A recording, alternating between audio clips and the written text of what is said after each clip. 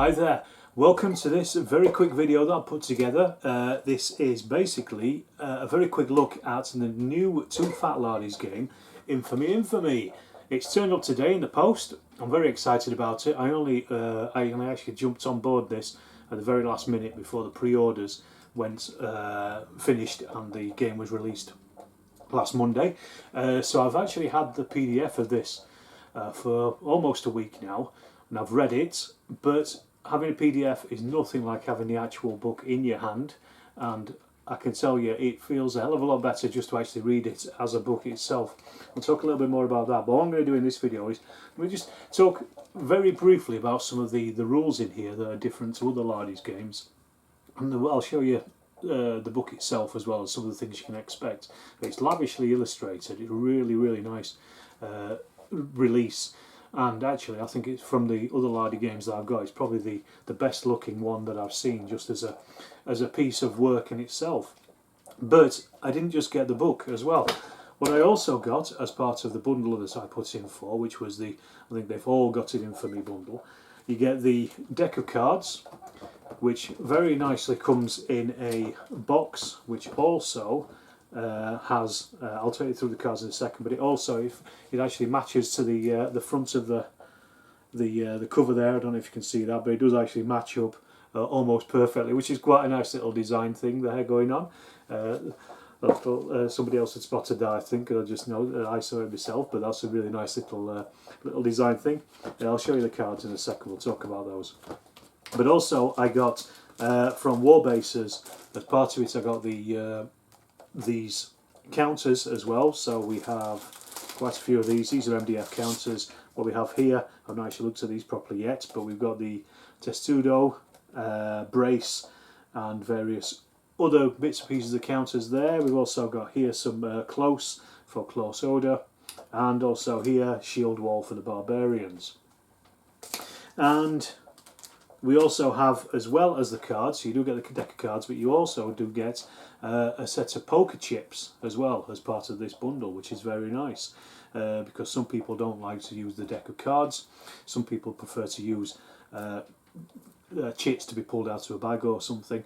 I'm not sure which one I prefer yet. I do this for other games. I also use cards for some of the other Lardy games anyway, so either or. I'll probably paint these up in the two different colours, the blue and the red, and see how they work in the field, so to speak.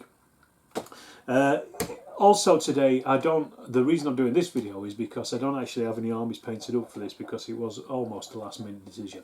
But I got in the post today very nicely and very perfectly timed a bunch of Gauls from Blue Moon.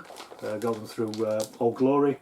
There's some more of them. There's quite a few there to get going on, and I also got some Romans as well, from Forged in Battle and from Blue Moon. So I've got the startings of a 15mm Infamy army for both sides. We're putting those together over the next few weeks, so keep an eye on that on the blog as I paint those figures and get the pictures posted up, and also start to play the game. What I've also done as well for this game is, the other day I downloaded the Infamy Force Morale sheets. These I've laminated, as you can see here. These are very similar to any of the other Lardies Force Morale sheets that they generally have, so these you just find on their website. And I also downloaded the play guides as well, the quick reference sheets, and they're on two sheets. I've printed off two of them, so if you're playing with two players, everyone's got one.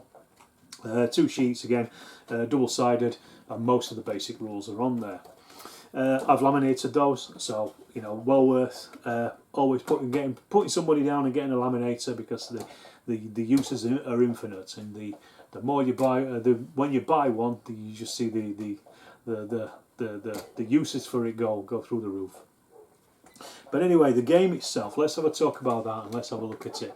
As I say, the rules, as a set of rules, do look really nice. It's really nicely designed, really nicely laid out. I've read this in so far in the PDF version. It reads really well.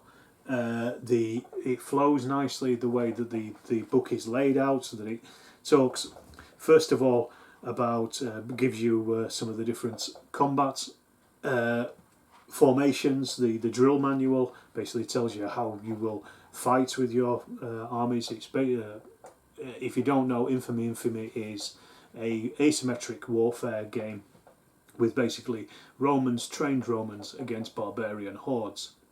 So you're fighting with two very different styles, and this is where the drill manual comes in. For instance, the Romans are going to be drilled; they're going to be, you know, a good military force, whereas the barbarians are fighting in mobs.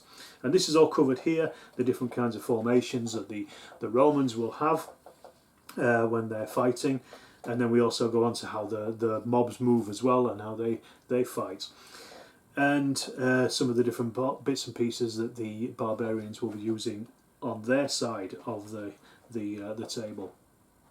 Then we talk about setting up the table, just basically how to put together a either very quick scenario or as part of the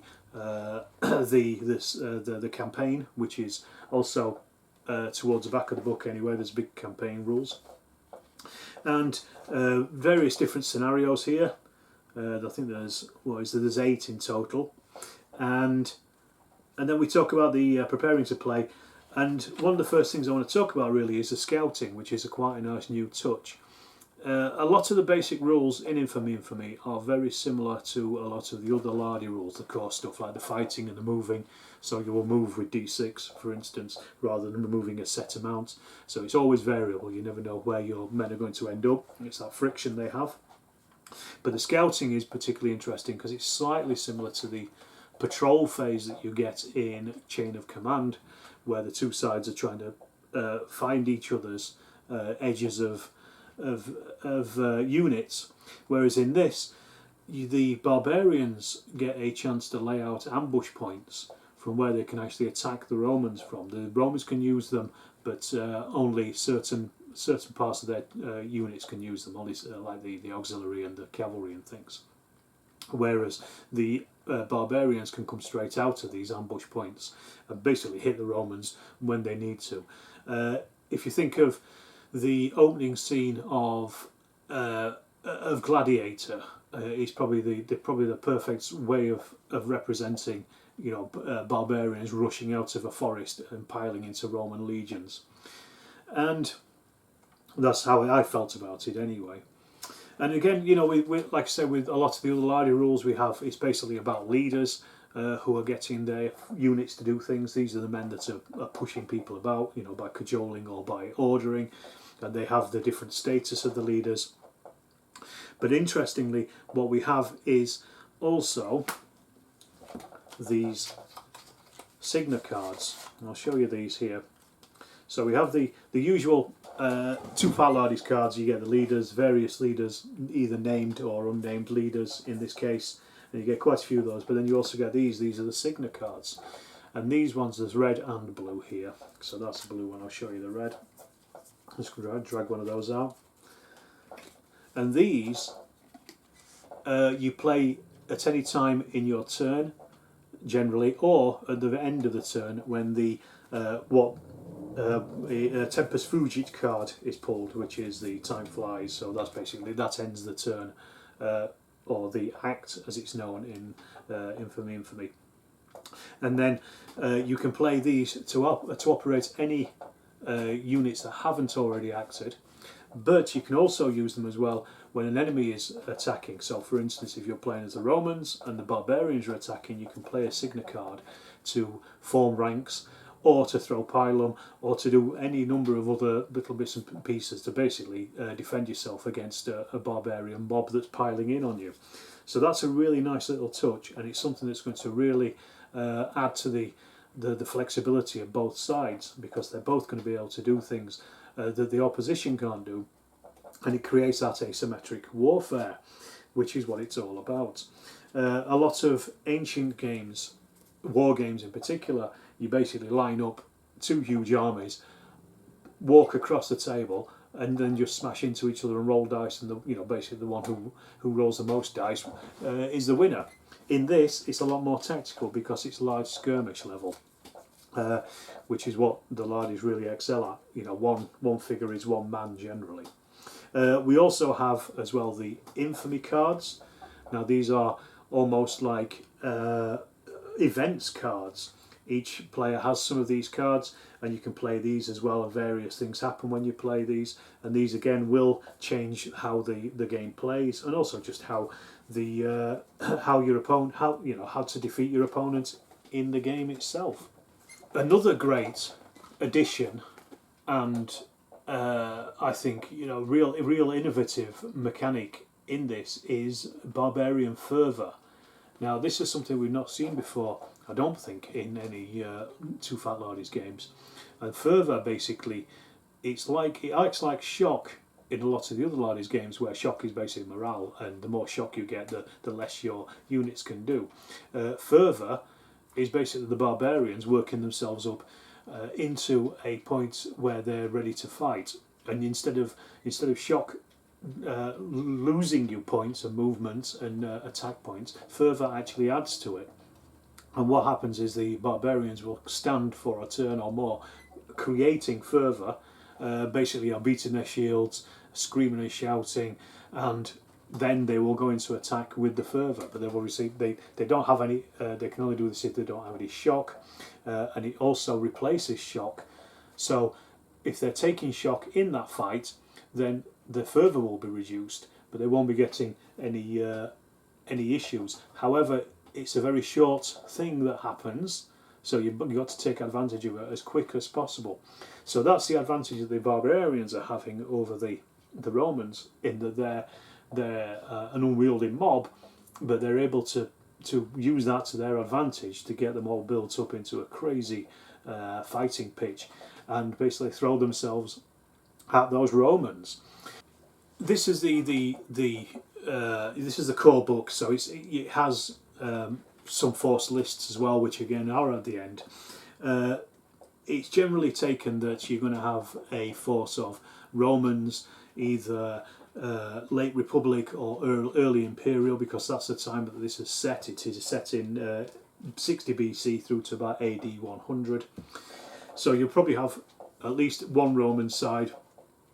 It's designed with this in mind. So the late Roman Republic, they get a full list of their units that you can choose from, and then you got the early Empire as well. The units that they can choose from, and then also we have various barbarians. And again, this is only the core book, and there are plans for more units to be added to later supplements. So we've got, in this one, we've got the Britons, of course. We've got the Gauls, which is the ones that I'm most interested in. I'm most interested in those because of Asterix. I want to field a force of Asterix figures, or close to anyway, because that's where my background lies when it comes to history, and in particular this history is Asterix. And we also have Germans as well. And all three of these have very different characteristics depending on their fighting styles, and also just what they use, what their leaders are, all that kind of thing. They have different bits and pieces that make them all very different. So when you're choosing a force, it's going to be always different to the other ones. And as I say, there are plans to make to bring out force lists for other barbarian and Roman Empire enemies in the future. And we have the campaign as well, which is also another large section towards the back, and it does say, although you can play this game as an individual one-off fight, the campaign itself is what it's really built around, and it's all about, it's actually, the campaign is fought over a 6-month period from the 15th of March to the 15th of September, the Ides of March, of course. Which apparently was the first day of the Roman calendar, and you basically try to work your way up and down this wall of infamy, all the way up to triumphant, or to getting stabbed like poor old Kenneth in a tavern.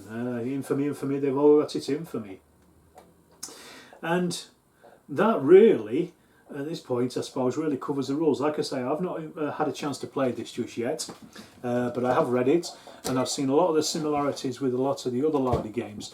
And if you're aware of those, how they work with the friction, with the way that either cards or chips are used to activate units or men, you'll be very familiar with a lot of those things. Also with just the way that the units fight, with close combat and things, because obviously there's a lot more emphasis on close combat in this than there is on missiles or ranged combat. So if you're already familiar with those kind of things, I think you'll probably pretty easily get on with this. It's just a nice book. It's a nice publication.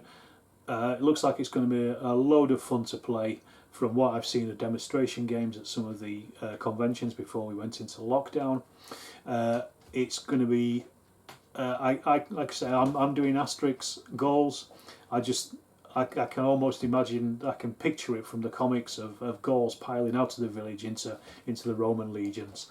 So I'll wrap that up here. I am going to probably do some more videos on Infamy in the future.